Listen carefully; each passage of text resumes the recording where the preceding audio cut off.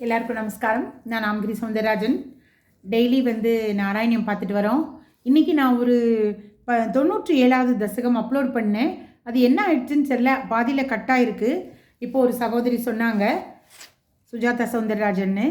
Sorry madam, நீங்கள் அவ்வளோ ஒரு இன்ட்ரெஸ்டாக ரெகுலராக பார்த்துட்ருக்கீங்க. கண்டிப்பாக நான் இன்னொரு தடவை படித்து அப்லோட் பண்ணுறேன், அதையும் பாருங்கள். தேங்க்யூ. 97வது தசகம். பக்தியை தந்தருள் குருவாயூரப்பா, பக்தியை தந்தருள்.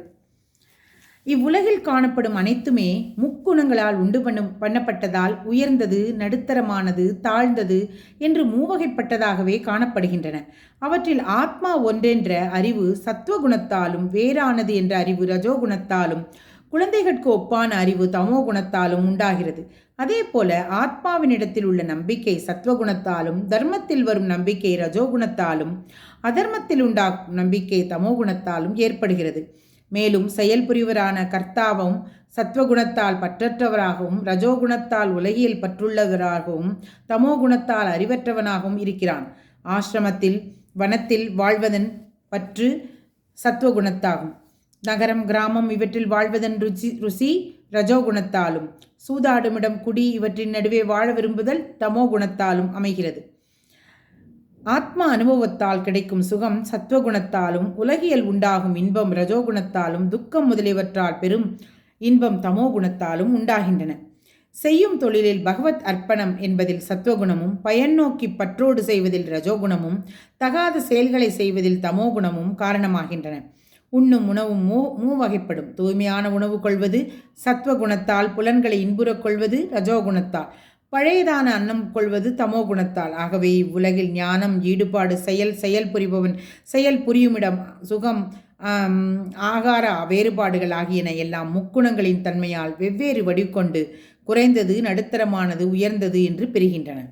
ஈசனே தங்களிடம் மனதை செலுத்தியவனாக எல்லா செயல்களையும் தங்களுக்கு அர்ப்பணம் என்று மனமுவந்து இன்புற்று ஆற்றி தங்களது பக்தர்கள் முன்பு சென்று சேவித்த இடம் இனி செல்லும் புண்ணிய கஷேத்திரங்கள் ஆகியவற்றை சேவித்தும், அல்லது உங்கள் பக்தர்களால் சேவிக்கப்பட்ட புண்ணிய தேசங்களையும் அவர்களால் பின்பற்றப்பட்ட நற்கர்மங்களையும் பின்பற்றியவனாக திருடன் முதலிய தாழ்ந்தோனிடமும், அந்தனர் முதலியோரிடமும், விலங்கு முதலியவற்றிடமும் வேறுபாடற்ற ஒருபடை மனதுள்ளவனாக, மானம், அவமானம், வெறுப்பு, பொறாமை முதலிய குற்றங்கள் நீங்கியவனாக, எங்கும் எதிலும் எப்பொழுதும் தங்களையே காண்பவனாகவும் இருந்து தங்களையே வணங்குவேனாக.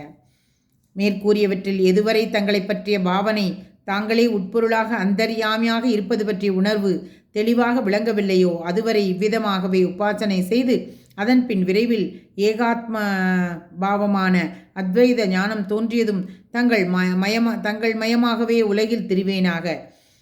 பகவானே, இந்த பக்தி யோகத்தை உறுதியாக செய்வதற்கு எனக்கு நோயின்மையும் நீண்ட ஆயுளும் தேவைப்படுகிறது. அதை பெறுவதற்கு நோய் தீர பால் அருந்துவது போன்று தங்களது திருவடி சேவை எனது அதிர்ஷ்டவசத்தால் கிட்டியுள்ளது. அது வியப்பல்லவா?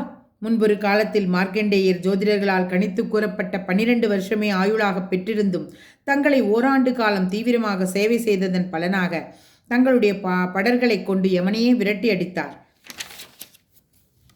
நீண்ட ஆயுள் படைத்த தங்களது பக்தரான அந்த மார்க்கண்டேயர் புஷ்பபத்ரா நதிக்கரையில் மீண்டும் தவம் செய்து 6 மன்வந்திரங்கள் முடிய ஒப்பற்ற பிரம்மானந்த சுகத்தில் ஆழ்ந்திருந்தார். அதன் பிறகு நாரத முனிவரோடு நரமுனிவரோடு கூடிய நாராயணன் சொல்கிறாங்க இல்லையா, நாராயணனான தாங்கள் அந்த மார்க்கண்டேய முனிவரிடம் உள்ள அன்பால் அவர் எதிரே தோன்றிய போது மார்க்கண்டேயர் மகிழ்ச்சி பொங்க துதித்தார். தாங்கள் பல வரங்களை அளிப்பதாக தூண்டிய போதிலும் பக்தியிலேயே மனநிறைவேது பெற்ற அவர் ஏற்கவில்லை. அதனால் தங்களது மாயா விலாசத்தை காண வேண்டும் என்ற வரத்தையே வேண்டினார்.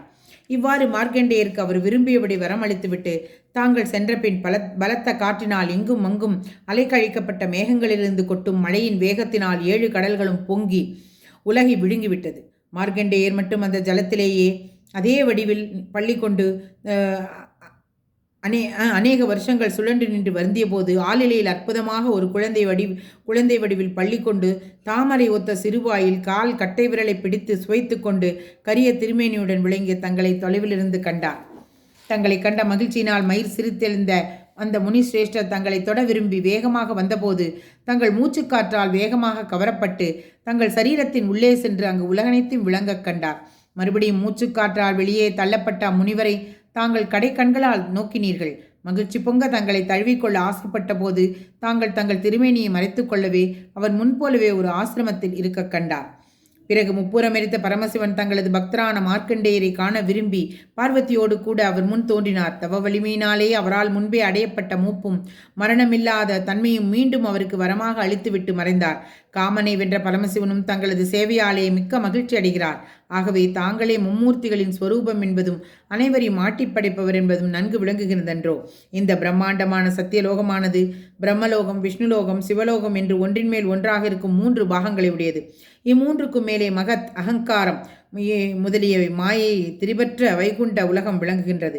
அந்த வைகுண்ட உலகிலும் ஆவரண ஜலத்திலும் நந்த கோகுலத்திலும் சுத்த சத்வ ஸ்வரூபியான தாங்கள் சச்சிதானந்தமாக பரபிரம்மத்தினின்றும் வேறுபட்ட பரம்பொருளாக விளங்குகின்றீர்கள். அப்படிப்பட்ட குருவாயிரப்பா, என்னை எல்லா நோய்களிலிருந்தும் காத்தருள வேண்டும்.